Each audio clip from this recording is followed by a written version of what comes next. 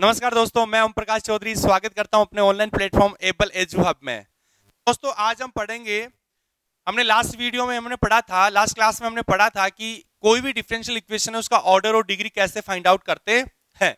तो आज हम पढ़ेंगे कि कोई भी डिफरेंशियल इक्वेशन है उसके जो सॉल्यूशन से हम डिफरेंशियल इक्वेशन कैसे जनरेट करते हैं और डिफरेंशियल इक्वेशन के सॉल्यूशंस कौन कौन होते हैं और क्या क्या होते हैं उसके बारे में आज कुछ डिटेल पढ़ेंगे। ठीक है बेटा, तो पहले हम 1 मिनट पीछे का रिकॉल कर लेते हैं। तो पीछे वाले में ये था कि हमने जब ऑर्डर और डिग्री फाइंड आउट करते हैं तो सबसे पहले हम ऑर्डर तो फाइंड आउट कर लेते हैं।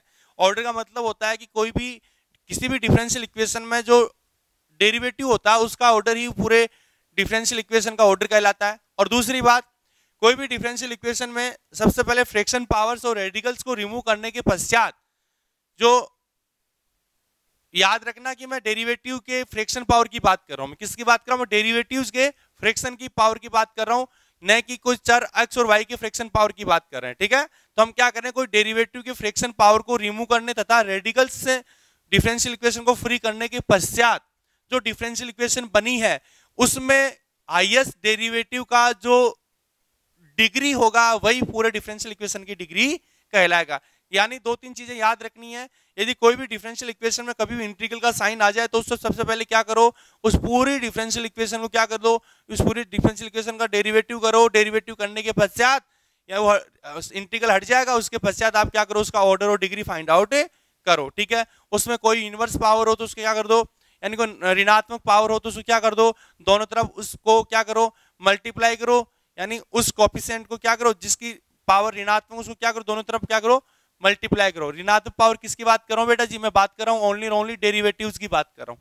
ठीक है, तो इस प्रकार हम क्या करेंगे, इसको हम आगे बढ़ाएंगे। तो देखिएगा, आज हम पढ़ेंगे अपना डिफरेंशियल इक्वेशन के सॉल्यूशंस की बात करते हैं। तो मैं क्या करता हूं, हल की बात करता हूं। हल किसका, अवकल समीकरण का हल,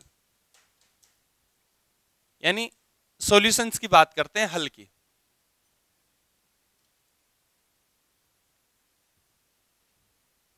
सॉल्यूशंस यानी हल। हल मैं 2 प्रकार से बोल सकता हूं, एक तो बोलता हूं जनरल सॉल्यूशन बोलता हूं, और एक बोलता हूं पर्टिकुलर सॉल्यूशन। जनरल सल को क्या बोलता हूं बेटा, मैं व्यापक हल बोलता हूं। क्या बोलता हूं बेटा इसको, व्यापक हल। इसको बोलते हैं बेटा क्या, विशिष्ट हल बोलते हैं। इसको क्या बोलते हैं, विशिष्ट हल। व्यापक हल और विशिष्ट हल में क्या फर्क है, देखो व्यापक हल ये है कि कोई भी डिफरेंशियल इक्वेशन है उसका जो कोई भी डिफरेंशियल इक्वेशन है उसके जो सॉल्यूशन है उस सॉल्यूशन में जितने आर्बिट्रेरी कांस्टेंट है उनकी संख्या और डिफरेंशियल इक्वेशन के ऑर्डर या डिफरेंशियल इक्वेशन का ऑर्डर दोनों आपस में क्या हो, बराबर हो, तो वो सॉल्यूशन क्या कहलाता है, आपका जनरल सॉल्यूशन कहलाता है। क्या कहलाता है, जनरल सॉल्यूशन, यानी व्यापक हल कहलाता है। कहने का मतलब यदि किसी डिफरेंशियल इक्वेशन का ऑर्डर और उस डिफरेंशियल इक्वेशन के सॉल्यूशन में नंबर ऑफ कांस्टेंट दोनों आपस में क्या हो, बराबर, यानी इधर तो डिफरेंशियल इक्वेशन का ऑर्डर और उधर इस डिफरेंशियल इक्वेशन के सॉल्यूशंस में नंबर ऑफ कांस्टेंट दोनों आपस में क्या हो, बराबर हो, तो मैं क्या कह दूंगा, ये वाला सॉल्यूशन आपके डिफरेंशियल इक्वेशन का क्या है, जनरल सॉल्यूशन है। बात समझ आ रही है। कहने का मतलब एक बात कर रहा हूं, डिफरेंशियल इक्वेशन ले रहा हूं मैंने d2y अपॉन dx2। देखो एक बात बताऊं, ये भी एग्जांपल लेना गलत है क्योंकि आपको पता ही नहीं डिफरेंशियल इक्वेशन क्या है, लेकिन मैं आपको छोटी सी एक बात बताना चाह रहा हूं। ठीक है, y इक्वल टू क्या है, 0।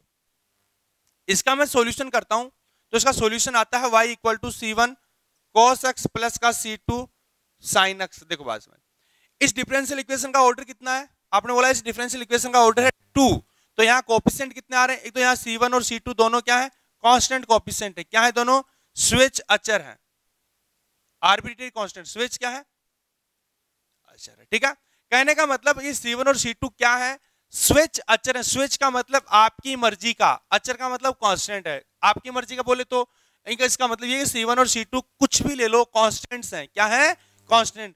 तो यहाँ पे मैं क्या कर दूं, डिफरेंशियल इक्वेशन का ऑर्डर भी कितने हैं, 2 है, और यहाँ आर्बिट्रेरी कांस्टेंट भी कितना है, 2 है। तो इसका मतलब आर्बिट्रेरी कांस्टेंट की संख्या भी 2 ही है और ऑर्डर भी कितना है, 2 है, यानी आपस में दोनों क्या है, बराबर है। इसका मतलब क्या हुआ, इसका मतलब ये हुआ कि ये जो सॉल्यूशन है इस डिफरेंशियल इक्वेशन का क्या है, जनरल सॉल्यूशन है। समझ आई मेरी बात? यानी ये सॉल्यूशन क्या है, इस डिफरेंशियल इक्वेशन का जनरल सॉल्यूशन है। समझ आ गई मेरी बात? अब मैं क्या कहना चाहता हूं कि यदि जो आपके पास आर्बिट्रेरी कांस्टेंट आए, उन आर्बिट्रेरी कांस्टेंट को मैं कोई पर्टिकुलर वैल्यू दे दूं। पर्टिकुलर की बात करें तो यह है कि आपकी मर्जी होगी भाई साहब, C1 का मान में क्या दे दूं, 5 दे दूं। आपकी दूसरे की मर्जी होगी कि साहब C2 का मान क्या दे दूं, 9 दे दूं। हाँ बिल्कुल दे सकते हो। इसका मतलब आपने क्या किया, अपनी मर्जी के एक वैल्यू दिया, यानी 4 cos x plus 9 sin x। यानी कहने मतलब आपने C1 और C2 दोनों का मान अपनी मर्जी से दिया कि नहीं दिया? आपने बोला हाँ, दोनों का मान किससे दिया, मर्जी से दिया। इसका मतलब आपने C1 C2 का मान क्या कर दिया, कोई पर्टिकुलर वैल्यू दिया है। इसका मतलब ये सॉल्यूशन क्या होगा, इस डिफरेंशियल इक्वेशन का पर्टिकुलर सॉल्यूशन होगा। अच्छा, पर्टिकुलर का कोई पूछता है कि पर्टिकुलर में कोई भी मान दे सकते हैं? हाँ भाई साहब, पर्टिकुलर में आप कोई भी मान दे सकते हो। किसका? Arbitrary constant. ऐसे नहीं कि साहब cos x की इच्छा हो गई की पावर x लिख दें, नहीं भाई साहब, ऐसा नहीं चलेगा। इधर इच्छा होगी साहब sin x की एक बार एक काम करें, sin x स्क्वायर रख के देख ले, नहीं भाई साहब, ऐसा काम बिल्कुल भी नहीं चलेगा। हमें जो पर्टिकुलर मान देना वो किस पे देना है, वो देना है ओनली आर्बिट्रेरी कांस्टेंट्स पे देना है। ठीक है। और एक बात आपको स्पेशल बताना चाहता हूं कि याद रखना, ये जो टॉपिक्स हम पढ़ रहे हैं इनको प्रॉपरली अपने हैंड रिटन में रखना है, क्योंकि ये टॉपिक बहुत इंपॉर्टेंट है। कल को आप पढ़ोगे, कल को आप एंट्रेंस एग्जाम दोगे, IIT जेम का दोगे, और साथ किसी यूनिवर्सिटी का एंट्रेंस एग्जाम दोगे, तो वहां पे इस बुक का बहुत बड़ा रोल है। एक आधा क्वेश्चन तो आपको वहीं भागते मिल जाएगा, साहब इसके ऑर्डर और डिग्री बताइए, तो क्या करेंगे? इसलिए प्लीज आप थोड़ा है ना इन चीजों को फोकस करना, और ये नोट्स आप प्रॉपरली बना के रखना है। यदि आप प्रॉपरली बना के रखोगे तो आपको कभी कोई आंच नहीं आएगी। आपकी जब मर्जी होगी ना, तब आप उसको देख के रिकॉल कर सकते हो और आपको सॉल्यूशन मिल जाएगा। समझ आई मेरी बात? तो इस प्रकार हमारे पास क्या होगा, यानी सॉल्यूशंस की बात। अच्छा, सॉल्यूशन देखो, एक तो जनरल सॉल्यूशन, पर्टिकुलर एक सिंगुलर सॉल्यूशन होता है। तो सिंगुलर सॉल्यूशन का आगे हमारा पूरा यूनिट है, तो उसमें डिस्कशन करेंगे सिंगुलर सॉल्यूशंस क्या होते हैं। जबकि हम बात इधर क्या कर रहे हैं, ओनली जनरल सॉल्यूशन और पर्टिकुलर सॉल्यूशंस की बात कर रहे हैं। ठीक है बेटा? तो जनरल सॉल्यूशन में क्या बोलते हैं, उसको व्यापक हल बोलते हैं, और पर्टिकुलर सॉल्यूशन क्या बोलते हैं, विशिष्ट हल। कहने का मतलब यह है कि आपको जब मान दे दोगे किसी भी डिफरेंशियल इक्वेशन का, तो उसमें जो आर्बिट्रेरी कांस्टेंट्स आएंगे उनकी संख्या और उस डिफरेंशियल इक्वेशन के ऑर्डर की दोनों क्या आपस में बराबर है। यानी ऑर्डर और इधर आर्बिट्रेरी कांस्टेंट्स दोनों क्या आपस में क्या है, बराबर है। यानी आर्बिट्रेरी कांस्टेंट्स की संख्या और उधर क्या ऑर्डर, दोनों आपस में क्या हो, बराबर हो, तो वह सॉल्यूशन आपका क्या हो गया, जनरल सॉल्यूशन। और यदि वहां पे आर्बिट्रेरी कांस्टेंट्स हैं, उनमें क्या कर दो, आप कोई पर्टिकुलर वैल्यू असाइन कर दोगे, तो वो जो सॉल्यूशन बन जाएगा वो क्या बन जाएगा, पर्टिकुलर सॉल्यूशन बन जाएगा। किसका? जिस डिफरेंशियल इक्वेशन का। ठीक है? जिस डिफरेंशियल इक्वेशन के लिए जनरल सॉल्यूशन, उसमें पर्टिकुलर वैल्यू साइन करते हुए क्या बन जाएगा, आपका पर्टिकुलर सॉल्यूशन बन जाएगा। अब लिखते हैं आगे परिभाषाएं। यदि किसी डिफरेंशियल इक्वेशन के सॉल्यूशन में आर्बिट्रेरी जो कांस्टेंट है उनकी संख्या और डिफरेंशियल इक्वेशन का ऑर्डर दोनों बराबर हो, तो सॉल्यूशन में से क्या कहलाता है, व्यापक हल कहलाता है। यदि अवकल समीकरण के हल में स्विच अचरों की संख्या एवं अवकल समीकरण की कोटि बराबर हो, तो वह हल क्या कहलाता है, एक व्यापक या जनरल हल कहलाता है।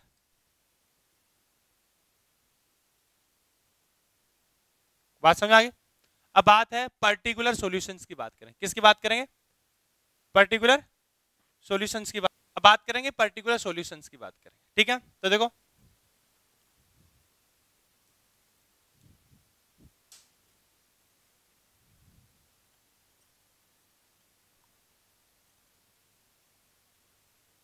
पर्टिकुलर सॉल्यूशन या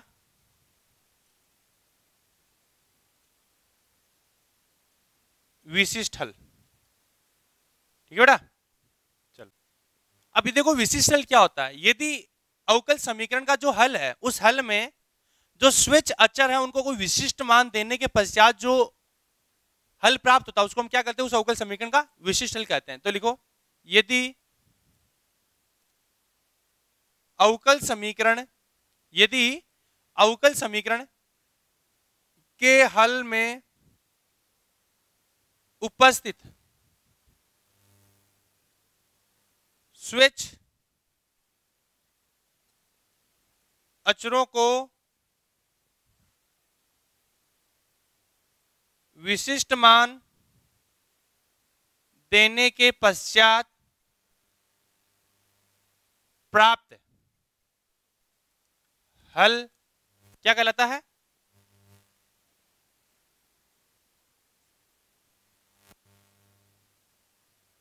अवकल समीकरण का विशिष्ट हल कहलाता है।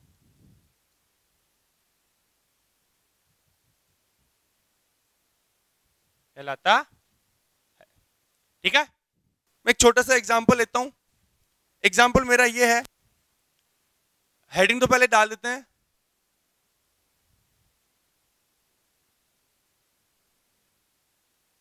जनरल हल से बात कर रहे हैं, ठीक है।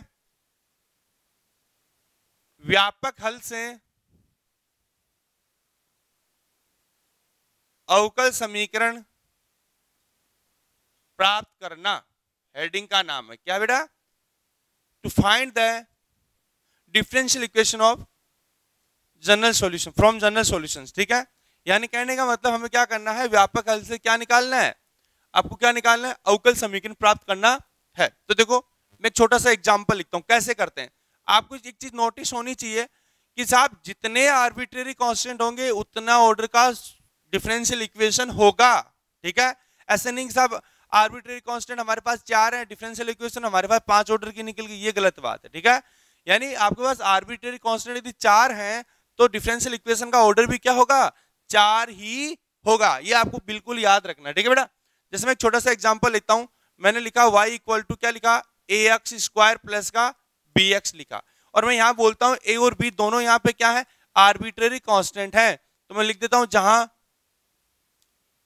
a तथा b क्या है, स्विच अचर है। ठीक है, यानी आर्बिट्रेरी कांस्टेंट है। तो क्या निकालना है, तो डिफरेंशियल इक्वेशन फाइंड आउट करो। क्या करें भाई, डिफरेंशियल इक्वेशन कैसे तैयार करेंगे, देखिएगा। डिफरेंशियल इक्वेशन तैयार करने के लिए आपको क्या करना है, इस जो आपका सॉल्यूशन मिला ना, इस सॉल्यूशन में से आपको आर्बिट्रेरी कांस्टेंट को रिमूव करना है। क्या करना है, आर्बिट्रेरी कांस्टेंट को रिमूव करना है, बस फिर वो क्या हो गया, आपका डिफरेंशियल इक्वेशन हो गया। समझ आ गई मेरी बात? यानी आप कैसे अवकल समीकरण कैसे प्राप्त करोगे, अवकल समीकरण प्राप्त करने के लिए आपको क्या करना होगा, यानी जो आपका सॉल्यूशन है, जो आपका क्या है सॉल्यूशन है, उस सॉल्यूशन में से कांस्टेंट कोएफिशिएंट को आपको क्या करना पड़ेगा, हटाना पड़ेगा। क्या करना, कांस्टेंट कोएफिशिएंट यानी स्विच अचरों को हमें क्या करना पड़ेगा, हटाना पड़ेगा, यानी आर्बिट्रेरी कांस्टेंट्स को हमें क्या करना पड़ेगा, हटाना पड़ेगा। तो देखो मेरे पास दिया गया क्या है, y equal to ax square plus का bx है। ठीक है, मैं यहाँ पे ये करना चाहता हूं कि इसको अवकलज इस प्रकार से करते हैं ताकि a और b दोनों का मान हमें प्राप्त हो जाए। ठीक है बेटा, चलिएगा तो मैं यहाँ पे करता हूं, y को मैंने एक बार अवकलन किया, क्या किया, इसको डाल दिया समीकरण नंबर 1 डाल दिया। ठीक है, समीकरण एक का किसके सापेक्ष, अक्ष के सापेक्ष अवकलन करने पर। क्यों, क्योंकि मुझे पता है मैं 2 बार अवकलन करूंगा तो ये 2x हो जाएगा, सॉरी 2 बार अवकलन करूंगा तो क्या हो जाएगा, अक्ष स्क्वायर का 2 बार अवकलन कितना 2 होता है, तो यहाँ से 1 का वैल्यू प्राप्त हो जाएगा। फिर ऐसे करके वैल्यू का 1 का वैल्यू रिप्लेस करेंगे तो किसका मान आ जाएगा, b का मान प्राप्त हो जाएगा। तो ऐसे हमें अवकलन कर करके हमें क्या करना है, a और b का मान निकालना है, और इस a और b का मान निकाल के वापस ही समीकरण 1 में रख देंगे तो हमारे पास क्या आ जाएगा, आपका एक डिफरेंशियल इक्वेशन प्राप्त हो जाएगा जो आप प्राप्त करना चाह रहे हैं। बात समझ में आ गई बेटा? चलिएगा फिर समीकरण 1 का x के सापेक्ष अवकलन करने पर, बेटा जी बात यह है कि आपको ये जो टॉपिक है ना बहुत अच्छे से पढ़ना है और बहुत अच्छे से इसको समझना है, बिकॉज जब आपके पास आपको जब ये स्टार्टिंग के टॉपिक से अच्छे से समझ में नहीं आएंगे तो फिर आप तो डिफरेंशियल इक्वेशन बहुत बड़ा पड़ा है अभी, ठीक है। तो ऐसे ऐसे छोटे छोटे टॉपिक्स को बहुत अच्छे से अपने जो प्रॉपर आपकी जो अपना रेफरेंस बुक है वो रेफरेंस बुक भी आपके पास होनी चाहिए, और आप क्या करो इन छोटे छोटे जो टॉपिक्स पढ़ रहे हैं हम, जो धीरे धीरे जो डेफिनेशंस पढ़ रहे हैं उन डेफिनेशंस को प्रॉपरली समझो और अपना हैंड रिटन नोट्स बनाओ। यदि आपके पास हैंड रिटन नोट्स अपने खुद के हैं ना तो किसी को कुछ भी पूछने की जरूरत नहीं है। आप 5 साल बाद में या 1 साल बाद में वापस से कोई एग्जाम के लिए या 2 साल बाद की तैयारी करना चाहोगे या फिर 1 साल बाद एंट्रेंस की तैयारी करोगे तो अपना एक बार जो पढ़ लोगे ना अपना नोट्स को एक बार, तो वापस पूरी चीजें रिकॉल हो जाएंगी। मैंने पिछली बार भी बताया था कि बेटा अपने नोट्स होते हैं ना उसको आसानी से समझ में आ पाते हैं, और ये दूसरे के नोट्स जो लिखे हुए होते हैं पता नहीं उनको कौन सी चीज को क्या लिखना चाहता है, उसका लिखने का इंटरप्रिटेशन क्या है, उसका लिखने के टाइम उसका मूड कैसा है, बात ना बहुत सी चीजें ऊपर नीचे हो जाती है। उसने कोई गलती लिखी तो क्या पता आपने उसे कैच कर पाओ या नहीं कर पाओ। इसलिए आपको एक चीज याद रखना है, नोट्स अपने खुद के हैंड रिटन से ही होने चाहिए। बात समझ आ रही है? ओके बेटा जी, बहुत अच्छा, फिर तो बहुत अच्छा लगा। ठीक है, समीकरण 1 का x के सापेक्ष क्या करने पे, अवकलन करने पर। अवकलन किया तो बेटा कितना है, dy बाई dx है, और इधर कितना बेटा यह 2ax प्लस का b। ठीक है, समीकरण नंबर डाल दिया 2। अब मुझे देखो मैं यहां से b का सीधा सीधा मान कैसे निकालूं, क्योंकि उसमें तो a भी विद्यमान आ जाएगा, तो अभी हमारा कोई लॉजिक बना नहीं है। तो हम क्या करना चाहेंगे, अभी हम ये करना चाहेंगे कि साहब एक काम करो, समीकरण 2 का पुनः एक बार और क्या कर दो, अवकलन कर दो। किसके रेस्पेक्ट में, x के रेस्पेक्ट में। तो क्या लिखूं, समीकरण 2 का पुनः x के सापेक्ष अवकलन करने पे कितना है बेटा, या d2y upon dx2 equal to कितना बेटा 2a आ गया। क्या आ गया 2a। x का तो कितना हो गया 1 और b तो मेरा कांस्टेंट है, कांस्टेंट का डेरिवेटिव क्या हो गया 0। कहने का मतलब बेटा जी मैंने क्या कर लिया, मैंने यहाँ पे समीकरण नंबर 3 डाल दी और यहां से मैं क्या कर लूंगा, a का मान निकाल लूंगा। क्या निकाल लूंगा, a का मान निकल आएगा। तो मैं क्या करता हूँ समीकरण, अब देखो मुझे क्या करना है, b का मान भी निकालना है। किसका मान निकालना है, b का मान। तो मैं समीकरण 3 को किस में रिप्लेस कर दूं, समीकरण 2 में रिप्लेस कर दूं। समीकरण 3 को किस में रिप्लेस कर दूं, समीकरण 2 में, क्योंकि 2a का मान ये आ रहा है ना इधर, ये 2a का मान में क्या कर दूं, ये वाला चिपका दूं, तो मेरे पास किसका मान आ जाएगा, b का मान। तो मैं क्या लिख दूं, समीकरण 3 को, अब देखिएगा समीकरण 3 को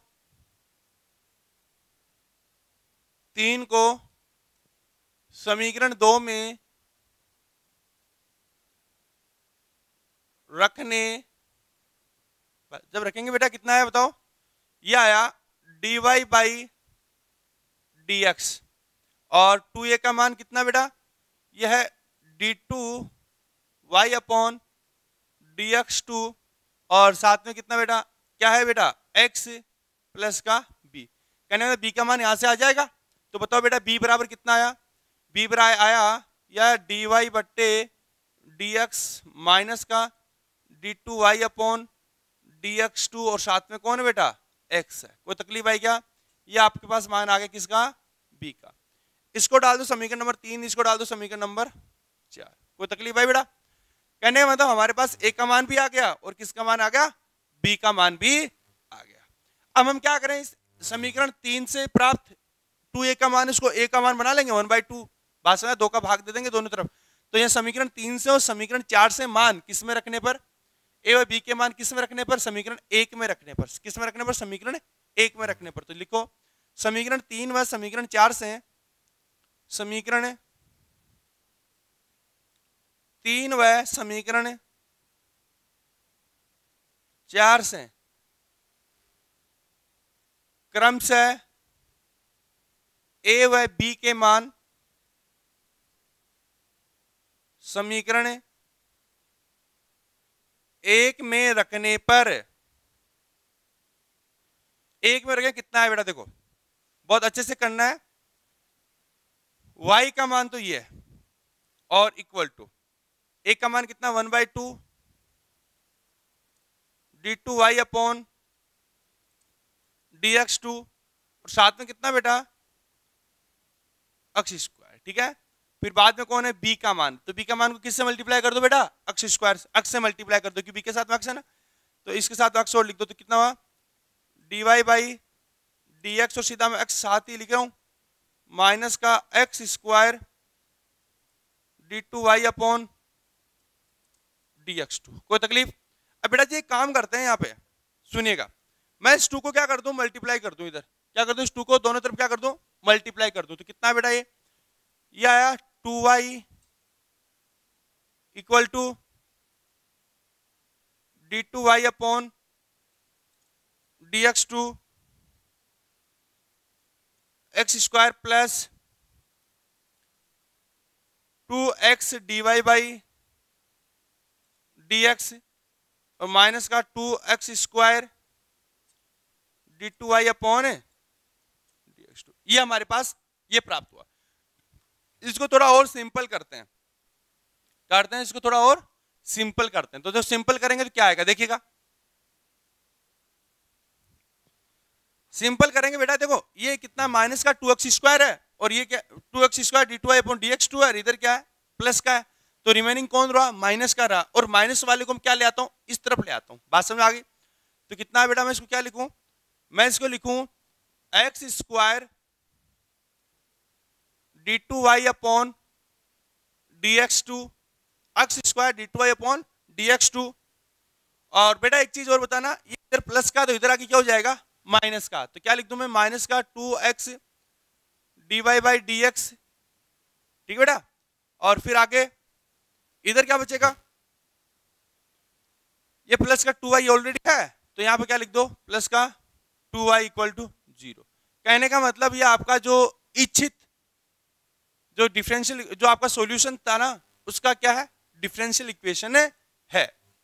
बात समझ आई? तो इस प्रकार हम क्या करेंगे, कोई भी जो सॉल्यूशन हो उसमें क्या आर्बिट्रेरी कांस्टेंट हो, तो हमने क्या कर देना है, उन आर्बिट्रेरी कांस्टेंट को क्या कर देना, हटा देना है। क्या कर देना, आर्बिट्रेरी कांस्टेंट्स को हटा देना है। और हटाते कैसे हटाएंगे, अवकलन करेंगे। क्या करेंगे बेटा, अवकलन करेंगे। तो हम अवकलन करते गए जा रहे हैं, तो यहां से हमें किसका मान प्राप्त हुआ, ए का, और यहां से किसका मान प्राप्त हुआ, बी का। इन ए और बी का मान वापस हम समीकरण जो अपना सॉल्यूशन था स्टार्टिंग वाला, उसमें आर्बिट्रेरी कांस्टेंट उपस्थित थे, उसमें रखेंगे, ताकि वो आर्बिट्रेरी कांस्टेंट क्या हो जाए, हट जाए, और आपको क्या प्राप्त हो जाए, आपका डिफरेंशियल इक्वेशन। बात समझ आ रही है बेटा? अरे कोई तकलीफ आई क्या? ठीक है, अगला बताओ फिर, कोई नेक्स्ट और करते हैं, ठीक है, फटाफट छाप दो। इससे आगे को क्वेश्चन करते हैं जो बहुत अच्छे क्वेश्चन हो।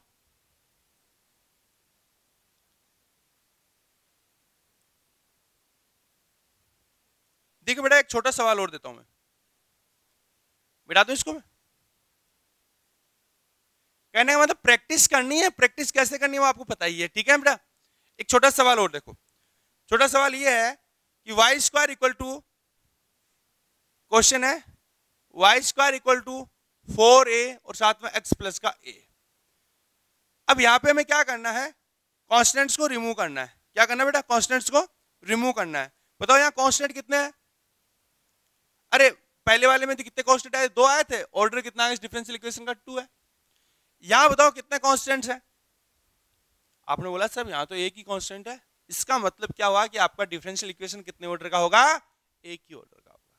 डिग्री अलग हो सकती है, नो प्रॉब्लम, जबकि यहां पे क्या डिफरेंस कितने ऑर्डर का होगा, एक ही ऑर्डर का होगा, ठीक है बेटा।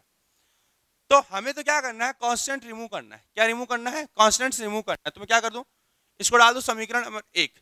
समीकरण 1 का किसके सापेक्ष बेटा, किसके सापेक्ष, x के सापेक्ष क्या कर दें, अवकलन करने पर। तो मैं क्या लिखता हूं, समीकरण 1 का, समीकरण 1 का, क्यों, क्योंकि मुझे क्या करना है, इस कांस्टेंट्स को रिमूव करना है, तभी तो हमारी डिफरेंशियल इक्वेशन हमें प्राप्त होगी।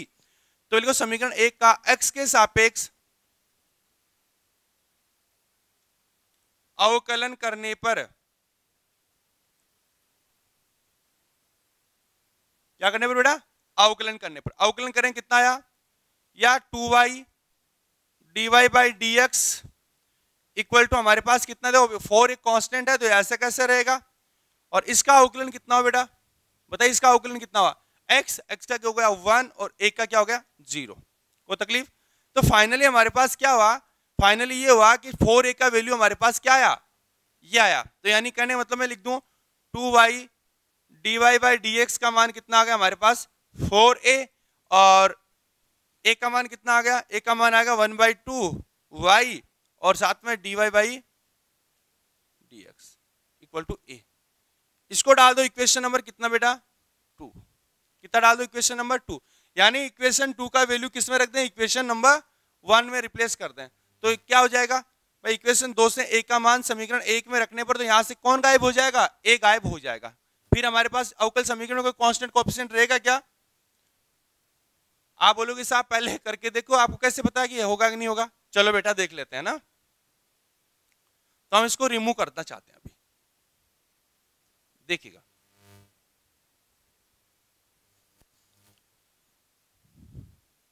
तो बेटा समीकरण 2 से मान मैं लिखता हूं, समीकरण 2 से a का मान, समीकरण 2 से a का मान समीकरण 1 में रखने पर, यानी समीकरण 2 से किसका मान, a का मान समीकरण किस में रखने पर, 1 में रखने पर। तो देखो जो हम तरीका अपना रहे हैं बेटा, जो तरीका क्या कर रहे हैं, अपना रहे हैं, उसमें क्या हो जाएगा, a का मान गायब हो जाएगा किससे, समीकरण 1 से। तो देखो बेटा क्या हुआ, वाई स्क्वायर इक्वल टू कितना हुआ 2y dy बाई dx, और साथ में क्या हो गया x प्लस a का वैल्यू कितना बेटा 1/2 y dy बाई dx। कोई तकलीफ है क्या? आप यहां तक रखना चाहते हो तो यहां तक रख दो, और थोड़ा इसको क्या करना चाहो, सॉल्व करना चाहो तो सॉल्व कर दो। तो बेटा मैं करता हूं, सॉल्व करता हूं इसको थोड़ा। तो कितना हुआ, ये हुआ वाई स्क्वायर बराबर 2xy dy बाई dx, इसको इससे मल्टीप्लाई कर रहा हूं, और उधर कितना हुआ बेटा वाई स्क्वायर, फिर कितना हुआ, और 2 से 2 कैंसिल हो गया, और y से वाई स्क्वायर, और क्या हुआ dy बाई dx का होल स्क्वायर। ठीक है बेटा, इस वाई स्क्वायर को मैं उधर ले जाऊं तो कितना हुआ बेटा, ये हुआ कि वाई स्क्वायर कॉमन, और साथ में क्या हुआ dy बाई dx का होल स्क्वायर, और माइनस का 1 प्लस का 2xy dy by dx equal to 0। ये आ गया। तो बेटा जी मुझे ये बताओ कि आपका डिफरेंशियल इक्वेशन का ऑर्डर कितना है इसका? आप बोले इसका ऑर्डर कितना है भाई, इसका ऑर्डर है 1। क्यों? हाईएस्ट डेरिवेटिव कितना है इसमें, 1 है। हाईएस्ट डेरिवेटिव कितना है, 1। इसका मतलब क्या हुआ कि इसमें कांस्टेंट कोएफिशिएंट 1 ही था, इसलिए इसका ऑर्डर क्या आ गया, 1 आ गया। अब मेरी बात सुनो, यदि इस अवकल समीकरण का डिग्री बताओ कितना है, इस अवकल समीकरण की हाईएस्ट डेरिवेटिव जो है उसकी पावर कितनी, उसकी डिग्री कितनी है, उसकी डिग्री है 2, यानी highest derivative dy by dx यानी 1 बार है, उसकी पावर कितनी है 2 है। इसका मतलब इस अवकल समीकरण की डिग्री कितनी है, 2 है। बात को समझ में आ रही क्या? तो ये हो गया अपना इस दिए हुए सवाल का डिफरेंशियल इक्वेशन। ठीक है, अब छोटा सा दूसरा एग्जांपल और करते हैं। यानी हम क्या करेंगे, ऐसे एग्जांपल्स करेंगे ताकि हमारे दिमाग में क्या हो जाए, ये जो मन में कुछ चल रहा हो इधर उधर का उथल पुथल, तो क्या हो जाए, दूर हो जाए। किसको लेके चल रहा है उथल पुथल, यानी साहब कैसे डिफरेंशियल इक्वेशन प्राप्त करते हैं सॉल्यूशन से। तो समझ में आ रहा है प्रोसेस? कुछ ही नहीं करना हमें, बस इतनी एक चीज याद रखना है कि जितने कांस्टेंट कोएफिशिएंट्स हैं ना उनको हटाते जाओ, उनको क्या करते जाओ, हटाते जाओ बेटा। ठीक है, देखिएगा फिर।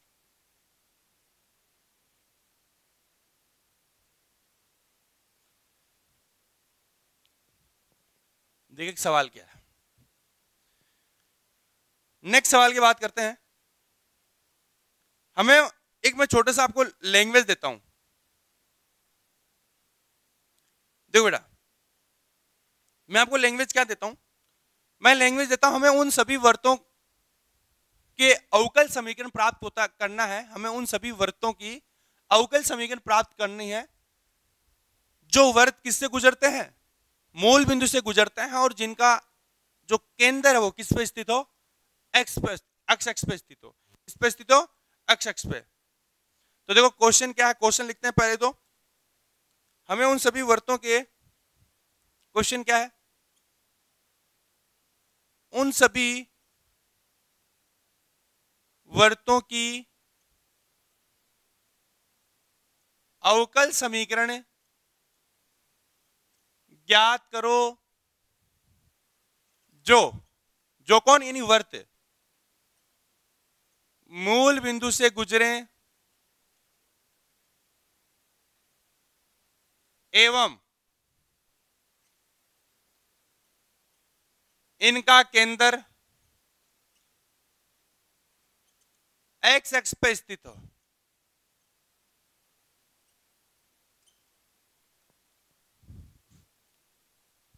यानी कहने का मतलब find the differential equation on those circles which passing from center end which has center at x axis. Okay तो हमें क्या करना है, उन सभी वर्तों के डिफरेंशियल इक्वेशन फाइंड आउट करना है जो क्या होते हैं, जिसका सेंटर क्या हो, एक्स एक्स पे हो, और जो सर्कल्स किससे पास हो, ओरिजिन से पास हो. किससे पास हो, ओरिजिन से. ठीक है, हमने क्या बोला पहले, इसकी लैंग्वेज दोबारा बोल दें. Find the differential equation all those circles which passing from the origin and which has center at x-axis. ठीक है, यानी हमें क्या करना, उन सभी उसकी डिफरेंशियल इक्वेशन फाइंड आउट करनी है जो सर्कल किससे पास हो, सेंटर से पास हो, और क्या हो, जिसका सेंटर क्या हो, एक्स एक्स पे स्थित हो. तो देखो मैं मान लेता हूं एक ऐसा सर्कल की बात करता हूं, सॉल्यूशन की बात कर रहा हूं ना, तो मैं सॉल्यूशन लिखता हूं. आपने जिन सर्कल्स की जो बात करी मैं उन सर्कल के अकॉर्डिंग डायग्राम बनाता हूं. मैंने कहा कि साहब ऐसा एक सर्कल है इस प्रकार का. ठीक है, कोई तकलीफ है क्या? ये जो आपका ओरिजिन है, और मैं क्या करता हूं, एक सेंटर जो ले रहा हूं सर्कल का, वो कहां पे ले रहा हूं, यहां पे ले रहा हूं. तो मैंने लिख लिया h,0. बात समझ आ गई? देखो मैंने यहाँ पे जो एक्स एक्स पे ले रहा हूं, किस पे ले रहा हूं, एक्स एक्स पे ले रहा हूं. एच की वैल्यू कितनी भी है, बात समझ आ रही है? लेकिन आपको याद रखना है कि आपका सर्कल किससे पास हो, इससे पास हो. यदि एच का मान इधर ये हो जाएगा, एच का मान इधर लेंगे तो सर्कल और कुछ बड़ा हो जाएगा, कोई दिक्कत. लेकिन आपको ये कंडीशन याद ये रखनी है कि ये आपको कहां से होके पास होके जाना है, इससे होके पास होके जाना है. ठीक है, जो अपना ओरिजिन से पास होना है. तो मुझे ये बताओ कि ये यहां से लेकर यहां तक का जो डिस्टेंस है, ये क्या हो गया, आपका रेडियस हो गया क्या? और इस रेडियस किसके इक्वल है, एच के इक्वल, क्योंकि आपका कोऑर्डिनेट क्या है यहाँ पे, 0, h,0. तो इसका मतलब ये क्या हो गया? तो हम जानते हैं यदि किसी सर्कल का स्टैंडर्ड, हम इस सर्कल की क्या जानते हैं, यदि हम जानते हैं कि यदि किसी सर्कल का जो सेंटर है वो हमें पता हो और उसकी रेडियस पता हो, तो हम क्या निकाल सकते हैं, इजीली उस सर्कल का समीकरण निकाल सकते हैं. तो हम क्या करेंगे, उस वृत्त का समीकरण जिसका सेंटर या केंद्र h,0 तथा और रेडियस h हो. बताओ कितना आएगा? ये आ गया x माइनस एच का whole square plus y minus 0 का whole square equal to h square. ठीक है बेटा, इसको थोड़ा क्या करें, सॉल्व करते हैं. तो इसको सॉल्व करें कितना आएगा, ये आएगा एक्स स्क्वायर माइनस का 2xh प्लस का h स्क्वायर प्लस का y स्क्वायर इक्वल टू क्या है बेटा, h स्क्वायर. देखो h स्क्वायर से h स्क्वायर तो क्या हो गया, कैंसिल हो गया. तो फाइनली कितना बना बेटा, फाइनली बना यहाँ पे एक्स स्क्वायर माइनस का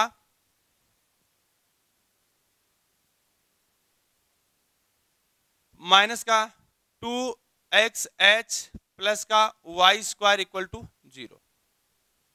क्या कर दो जी, यहाँ कांस्टेंट कोएफिशिएंट कितना है, कांस्टेंट कोएफिशिएंट, यहाँ कांस्टेंट कौन है, h है, और हमें क्या करना है, h को यहाँ पे रिमूव करना है. तो मैं यहाँ पे एक लिख देता हूं, जहां h स्विच है,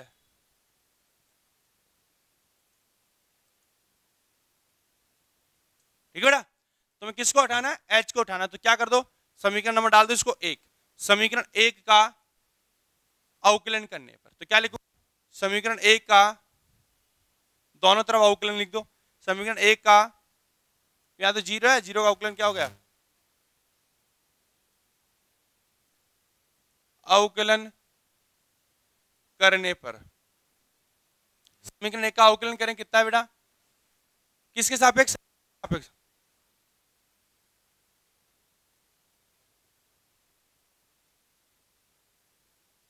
समीकरण 1 का x के सापेक्ष अवकलन करने पर कितना है बेटा, ये आ गया 2x, इधर आ गया माइनस का 2h प्लस का 2y dy by D x equal to 0। X square कितना हो गया 2x हो गया और h ऐसा कैसा और अक्स का कितना हो गया 1।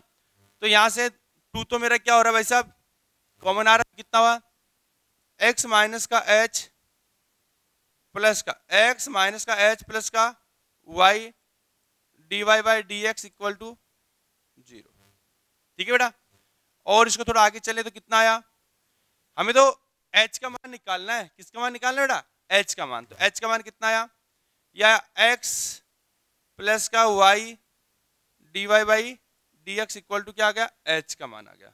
अब इस h का मान को क्या कर दें, रिप्लेस कर दें। किससे रिप्लेस कर दें, यहां समीकरण 1 में। ठीक है, तो इसको डाल दो समीकरण नंबर 2। समीकरण 2 को समीकरण 1 में रखने पर तो लिखते हैं समीकरण 2 को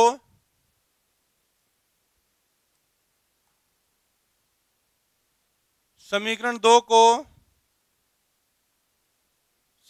1 में किसका मान प्राप्त हो गया हमें, h का मान। तो देखो क्या हुआ, एक्स स्क्वायर माइनस का 2x और साथ में h का मान कितना x plus Y D Y by D X, X plus Y D Y by D X और प्लस का वाई स्क्वायर इक्वल टू 0। तो क्या करो जी, अंदर मल्टीप्लाई करो, कितना आएगा एक्स स्क्वायर माइनस का 2x स्क्वायर माइनस का 2x Y D Y by D X plus का वाई स्क्वायर इक्वल टू 0। और थोड़ा सजा के लिखा तो ये एक्स स्क्वायर पॉजिटिव और इधर क्या है माइनस का 2 है। तो क्या हुआ बेटा, इसको हम लिखेंगे, ये हुआ कि वाई स्क्वायर माइनस का एक्स स्क्वायर माइनस का 2x Y D Y D x equal to 0। यह आपका जो इच्छित था वो क्या आ गया, सॉल्यूशन आ गया डिफरेंशियल इक्वेशन का। समझाए मेरी बात। तो इस प्रकार हम इसको आगे कंप्लीट करेंगे। ठीक बेटा, या इसको आप चाहो तो क्या लिख सकते हो दूसरा, और थोड़ा आगे लिखना चाहो तो ये यहां तक आपका आंसर करेक्ट है। ठीक है, यहां तक सही है। आप इसको थोड़ा और सजा के लिखना चाहो तो लिख दो मैं 2x Y D Y by D x equal to क्या हुआ ये वाई स्क्वायर माइनस का एक्स स्क्वायर। ठीक है, एक्स को मैं इधर भेज दूं तो कितना है बेटा, Y D Y by D x equal to कितना आया, वाई स्क्वायर माइनस का एक्स स्क्वायर अपॉन 2x। ये भी एक चीज भाई, जैसे आपको सिद्ध करवाना चाहता है उस तरीके से आप क्या कर सकते हो, इसको सिद्ध कर सकते हो। ठीक है, इस प्रकार। चलो हम नेक्स्ट क्वेश्चन और करते हैं। अब जो हम क्वेश्चन कर रहे हैं बहुत ही इंपॉर्टेंट क्वेश्चन है। तो देखो उसका किस तरीके से करना है, उसको हमें करना है कि एक क्वेश्चन है, सिद्ध करो कि lambda x square mu Y square equal to 1 का अवकल समीकरण x y del square y upon D x square d square y upon D x square plus d Y by D x का whole square equal to y D Y by D x. ठीक है बेटा, तो ये हमें क्या करना है, इसका सिद्ध करना है कि इसका अवकल समीकरण हमारा कौन होगा, ये होगा। बहुत अच्छा सवाल है और ये इंपॉर्टेंट भी है। इस बार लग भी रहा है कि बोर्ड एग्जाम में ये, सॉरी यूनिवर्सिटी एग्जाम में ये जरूर आएगा। ठीक है बेटा, तो देखिएगा सबसे पहले मैं क्या दिया गया है हमारे पास, क्या दिया गया है, सॉल्यूशन कर रहा हूं मैं, और पेपर में जब आए तो ऐसे ही करना है।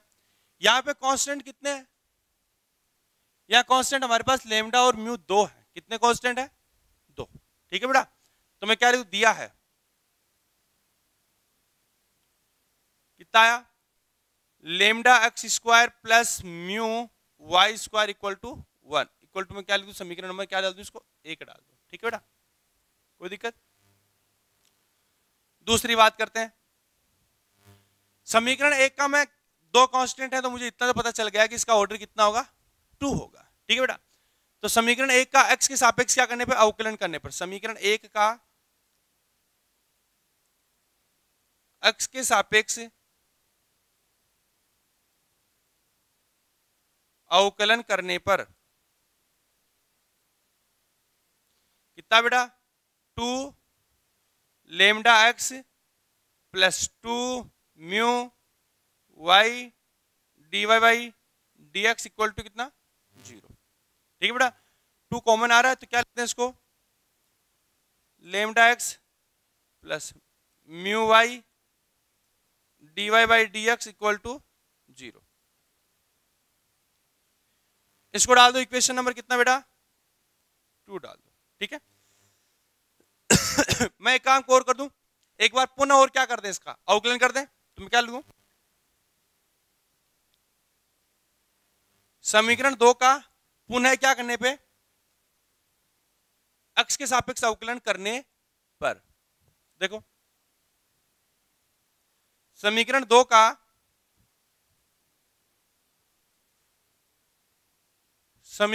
का पुनः x के सापेक्ष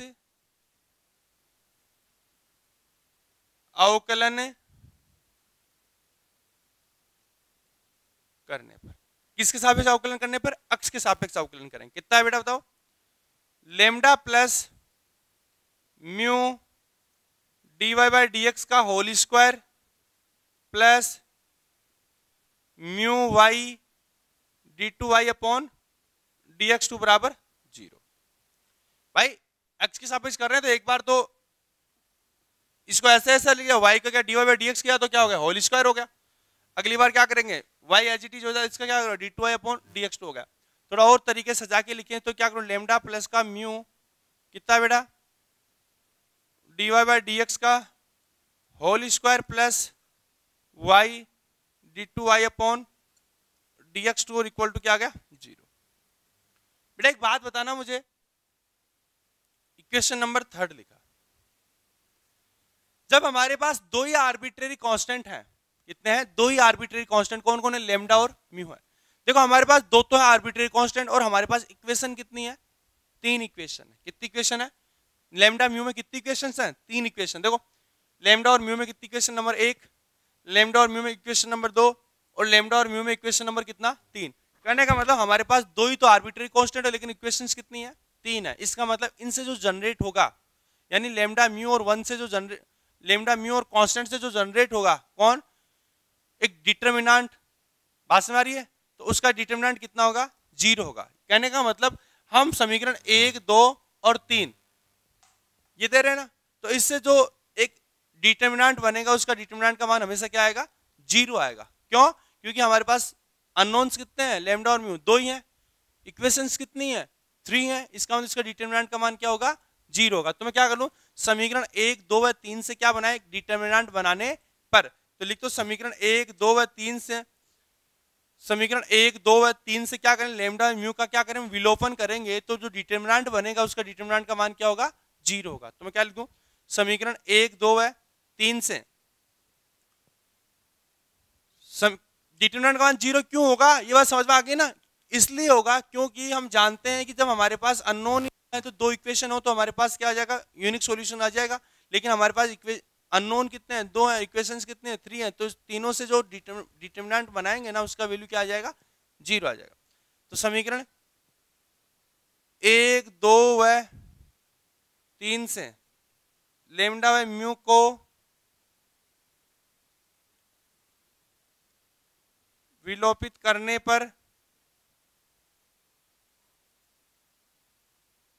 प्राप्त, विलोपित करने पर प्राप्त जो डिटरमिनेंट होगा उसका मान क्या आ जाएगा, 0 आएगा, विलोपित करने पर। तो बेटा क्या लिखूं मैं इसको, मैं यहां पे लिख देता हूं, इसको मैं यदि इक्वल है तो इसको मैं -1 इक्वल टू 0 कर दूं, कोई तकलीफ थोड़ी है। तो कितना आ गया, x स्क्वायर y स्क्वायर -1, इसमें कितना है, x y D Y by D x, इसका मान कितना 0।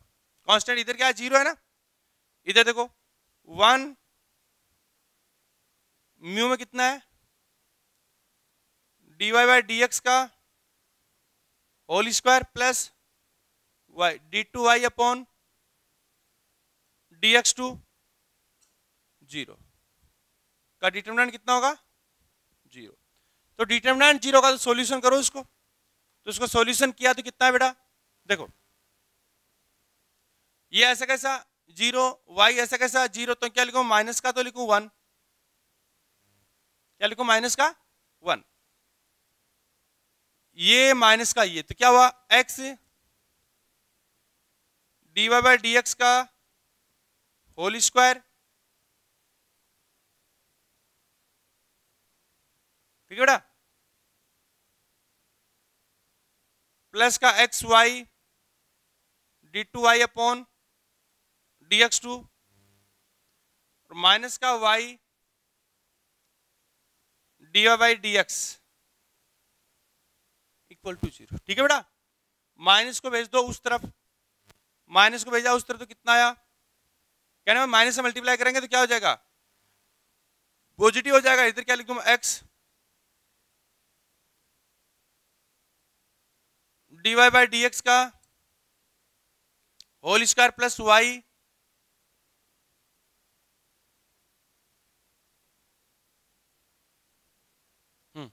Plus Y d two Y upon D x two, और माइनस का होगा तो उधर जाके क्या हो जाएगा y, तो क्या हुआ D Y by D x. क्या हमें यही प्रूव करना था क्या, अरे यही प्रूव करना था क्या, बिल्कुल हमें क्या करना था यही प्राप्त करना था। ये क्या हो गया आपका हेंस प्रूव्ड, फटाफट चिपकाओ, ठीक है बेटा, और करेंगे हम नेक्स्ट लेक्चर में, तब तक के लिए